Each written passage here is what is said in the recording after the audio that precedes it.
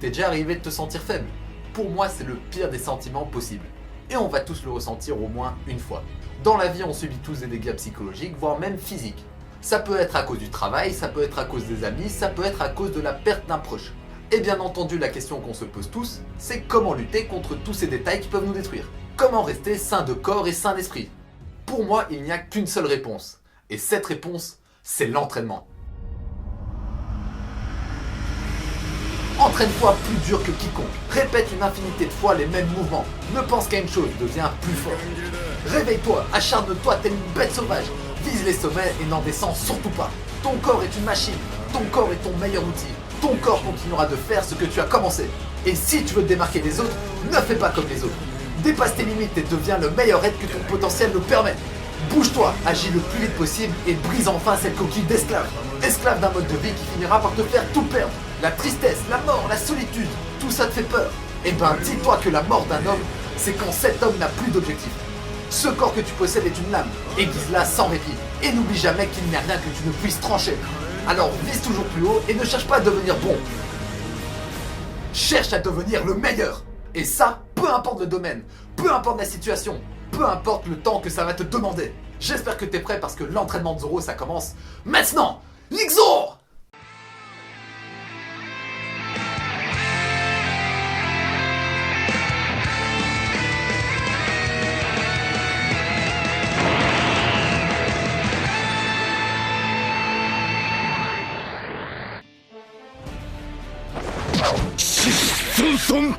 Yo, vous allez bien? Moi en tout cas, je déborde d'énergie. Alors j'espère que vous kiffez mon nouveau décor. Moi en tout cas, je l'adore. Vas-y, donne une cote sur 10 dans les commentaires histoire que je vois s'il a du succès. Bref, aujourd'hui on attaque enfin l'entraînement de Zoro. Donc je te rappelle le concept des centres et des coms. Le but de ce genre de vidéo, les centres et les coms, est avant tout de créer, de réinterpréter ou même de reproduire l'entraînement d'un de nos personnages. En essayant bien sûr de rendre tout ça accessible. Accessible à la majorité de la communauté. D'ailleurs les prochains centres des coms seront très certainement l'entraînement de Vegeta, l'entraînement de Misaka ou même l'entraînement de Jonathan Joestar. Donc n'hésite pas à me dire lequel tu veux voir absolument en premier. Alors pour réussir à construire quelque chose de cohérent, il faut s'intéresser à l'essence même du personnage. Voire aller jusqu'à comprendre son mode de pensée. Ouais, je déconne pas quand je dis ça. Dans le cas de Zoro par exemple, bah c'est assez facile. C'est quelqu'un qui veut absolument être le plus fort, le meilleur des épéistes. Et contrairement à Vegeta, j'adore Vegeta, c'est pas par pur égocentrisme. Mais c'est surtout la résultante de promesses et d'objectifs, tout ça le tirant vers le haut. D'ailleurs, pour comprendre d'où lui vient ses déterminations de malade, bah ça va être super intéressant de fouiller dans son passé. Donc le passé de Zoro, bah ça commence maintenant. L'Ixo! Nope. Ouais, je sais, j'ai toujours voulu le faire avec une vraie lame. Bon, c'est parti. 俺はあいつの分も強くなるから天国まで俺の名が届くように強くなるから世界一強い剣豪になるからさ約束したんだ Roronoa Zoro avait passé toute son enfance dans un dojo du village Shimotsuki, Ice Blue. Et déjà à l'époque, il avait un style de combat improbable par rapport à son art martial. Ce style était le Nitoryu, le style à deux sabres.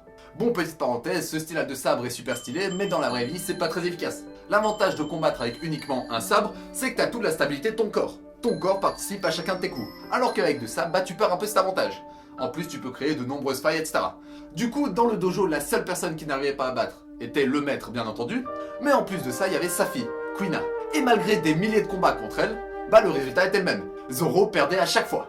Déjà à l'époque, Zoro se disait vouloir devenir le meilleur épéiste au monde. Mais on peut surtout traduire ça par l'envie que Zoro avait de battre Kuina. Et ça surtout après son nombre incalculable de défaites. Zoro était tout simplement frustré. Kuina, elle par contre, bah, elle avait vraiment cet objectif. Elle voulait devenir la meilleure épéiste au monde. Mais elle savait très bien, ou plutôt elle s'était mis en tête qu'elle ne pourrait pas le devenir à cause de son manque de force physique. Étant une fille, bah, elle était tout simplement désavantagée par rapport aux hommes. Et là, à notre époque, bah, c'est une vérité absolue, les hommes généralement ont plus de force physique de base que les femmes. Et du coup, ce qui est super intéressant, c'est qu'on comprend pourquoi Zoro a ce culte de la force, ce culte du muscle. Il voulait avant tout pousser à fond ce que Kuina n'avait pas la chance d'avoir, de la force brute. Lors de leur dernier combat, ils se sont fait tous les deux la promesse de devenir les meilleurs épéistes au monde. Et bah le lendemain de cette promesse, bah Kuina était morte. Elle était morte comment? Elle était morte tombée dans les escaliers. Alors je vais me passer de blagues pour cette mort ridicule. Comme quoi ça arrive, on peut mourir n'importe comment. Mais avoue que dans un manga c'est assez bizarre. C'est comme si Luffy crevait en glissant sur une peau de banane. Bref, c'est à ce moment-là que sa promesse prit vraiment son sens. Il devait devenir le plus fort sabreur au monde, et ça grâce à la force physique que Kuina enviait tant. Zoro devait absolument honorer la mémoire de Kuina. Donc Zoro va quitter le village en espérant affronter l'homme le plus fort du monde, et malheureusement il va se perdre. Du coup, comme il avait besoin de se nourrir, de voyager, etc., Il avait besoin de thunes. Et pour avoir cette thune, il est devenu chasseur de pirates. Et par la suite, l'ironie va faire qu'il va finir par rejoindre l'équipage de Luffy. Et c'est pendant son voyage avec son nouvel équipage de pirates qu'il va subir sa première défaite. Zoro avait perdu contre l'homme, ou plutôt l'épéiste le plus fort du monde. Cet homme étant Mihawk.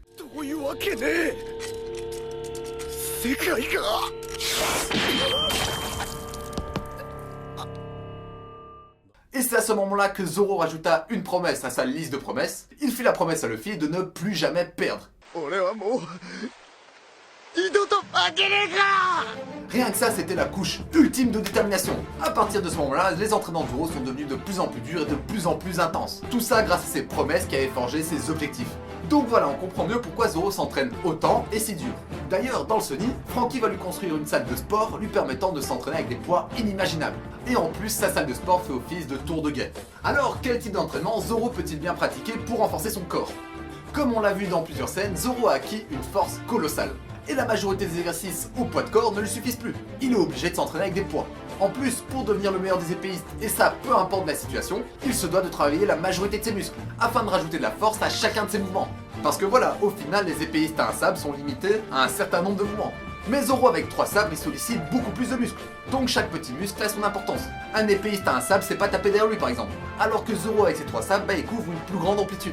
Et donc il sollicite beaucoup plus de muscles. Alors dans le cas d'un épéiste à un sabre, les muscles les plus utilisés seront les pecs et le dos. Mais dans le cas de Zoro, les épaules dans leur globalité rentrent beaucoup plus en jeu. Et il y a aussi la nuque qui intervient. La nuque intervient énormément. Je vous rappelle qu'il a un sabre en bouche. Alors, comme pour Zoro, l'entraînement que je te propose va travailler la majorité de tes muscles. Tu vas donc travailler en full body, et l'accent sera mis sur les épaules et sur la nuque. L'avantage de cet entraînement, c'est que tu pourras le faire à la fois chez toi, et à la fois dans une salle de sport. En fait, tu peux le faire n'importe où. Il te faut juste des haltères et un bokken. Tu sais, les bokken, c'est les petits sabres en bois, mais voilà, si t'en as pas, tu peux improviser avec un bâton. Un manche à balai par exemple. Donc rentrons dans les détails du s'entraîner comme Zoro.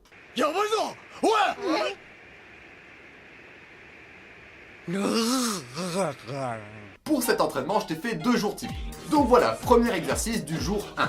Le premier exercice aura pour but de bien chauffer ta chaîne scapulaire. Et en plus, ça va te familiariser au maniement du bokken. Donc voilà, fais 4 séries de 50 répétitions de coups verticaux. Le mouvement est simple, bokken derrière la tête, tu le ramènes à l'aide de ton dos et tes pecs, et tu finis bras tendu en finissant le mouvement avec ton poignet. Et tu prends 1 minute de repos entre les séries. D'ailleurs, 1 minute, c'est le temps pour tous les repos.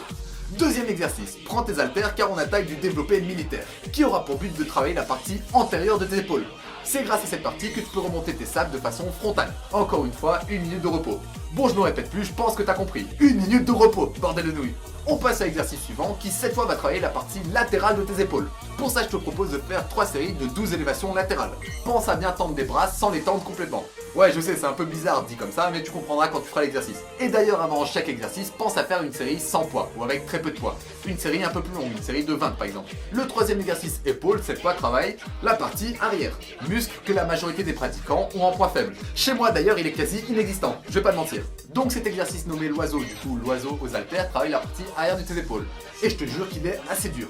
De 1 par le mouvement et la souplesse que tu dois générer, et de 2 par la difficulté que tu as à te concentrer sur l'arrière d'épaule. C'est pas évident. D'ailleurs, tous les détails de l'entraînement sont dans la description. Ensuite vient l'exercice pectoraux, 4 séries de 15 pompes, bien écartées et lestées de préférence. Et pour info par rapport au sable, les pectoraux sont un groupe musculaire qui te permettent de rapprocher tes épaules. Et au final, ils participent à une grande majorité des coups que tu peux donner. Exercice suivant qui cette fois va cibler les triceps. Dans le cas des triceps, c'est un des muscles les plus importants dans le maniement du sabre. Ce muscle va avant tout te permettre de tendre le bras. Donc les triceps vont participer à énormément de coups. Et cette fois l'exercice, c'est 3 séries de 12 extensions aux triceps. Donc une série, c'est d'abord un bras puis l'autre. Et ensuite tu prends ta pause. Une fois l'exercice fini et ta pause prise, tu passes au dos. Cette fois-ci avec 4 séries de rowing. Rowing prise neutre. Bon, je t'avoue que c'est un peu casse-gueule, mais ça rajoute un peu de gainage en entraînement. Donc ce que tu fais, c'est que tu te mets en mode pompe sur des haltères prise neutre et tu ramènes bien une des 2 haltères en tirant. Ensuite, tu la fais redescendre lentement. Pour cet exercice, si tu n'en as jamais fait, tu dois pas te concentrer sur le mouvement de bras, mais tu dois te concentrer sur le mouvement de ton dos. C'est avant tout ton épaule qui revient. T'enchaînes ça avec du curl, qui cette fois va travailler tes biceps, muscle qui te permet cette fois, contrairement aux triceps, de faire revenir ton sabre. D'ailleurs, on a bien vu que les biceps de Zoro, ils sont juste monstrueux, c'est un truc de malade. Alors pour les jambes, on pourrait faire du saut de grenouille comme on l'a vu dans One Piece, mais je t'avoue que c'est assez casse-gueule pour les genoux. Et ça, surtout avec du poids. Donc je te propose de remplacer ça par du classique squat lesté. 4 séries de 15 à 20. T'enchaînes tout ça avec les abdos, donc haltère bras tendu, enfin bras presque tendu, et tu relèves légèrement le buste. Et pour finir, si t'as encore l'envie ou si t'as encore la force de continuer, Le dernier exercice. Dans 4-0 par exemple, les muscles du cou sont juste surhumains. Tu sais, je sais pas si t'as déjà essayé, mais mettre un sabre en bouche et bouger ta tête avec, c'est super dur. Donc voilà, l'exercice que je te propose pour renforcer ton cou sur plusieurs angles, c'est tout d'abord du gainage de 1 minute. Donc tu relèves ta tête, tu la gardes comme ça pendant 1 minute, et tu finis par 20 mouvements de tête horizontaux. Et après tout ça, t'as fini un entraînement, t'as fini le premier jour. Au niveau des poids, j'ai pas de poids à te donner. On est tous différents, on a tous un niveau différent, donc t'adaptes. Les premiers entraînements auront avant tout pour but de te tester. Donc faut que tu vois les poids avec lesquels t'es à l'aise, les poids avec lesquels tu vas progresser. Donc on peut passer au deuxième jour. Là ça va aller plus vite vu que t'as des exercices qui sont similaires, qui sont semblables. Donc on va tracer le deuxième jour. Surtout maintenant que t'as compris le principe. Premier exercice c'est le même, 4 séries de 50 coups de blocken. Et ensuite tu passes aux épaules, encore une fois.